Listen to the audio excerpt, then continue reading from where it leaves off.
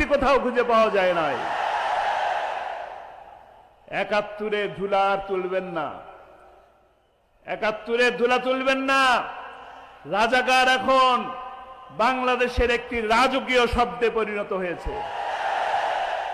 আমাদেরকে ভয় দেখাবেন না, আমাদেরকে ভয় দেখাবেন না, নিষিদ্ধের ভয় দেখাবেন না। জামাত ইসলামে নিষিদ্ধ করেন, জামাত ইসলামে নিষিদ্ধ করার কারণেই 4 দিনের ব্যবধানে গোটা বাংলাদেশ থেকে আপনারা নিষিদ্ধ হয়ে গেছেন।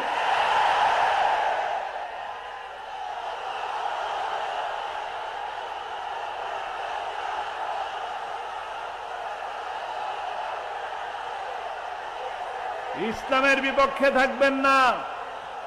আমরা এই কোরআনের মাহফিল থেকে আপনাদেরকে আহ্বান জানাই, আসুন ইসলামের পক্ষে আসুন, কোরআনের পক্ষে আসুন।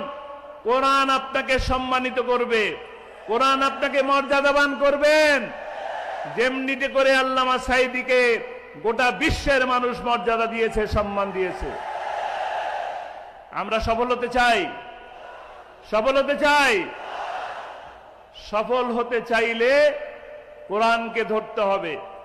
কোরআন ধরি, কোরআন পড়ি, কোরআন বুঝি, কোরআন মানি, কোরআন দিয়ে নিজের জীবন এবং নিজের পরিবারকে রঙিন করি, তবে ইনশাআল্লাহ আমি এই জীবনে সফলতা পাবো, সাথে শেষ বিচারের দিন মুক্তি পাবো, নাজাত পাবো ইনশাআল্লাহ। আমরা রাজি আছি।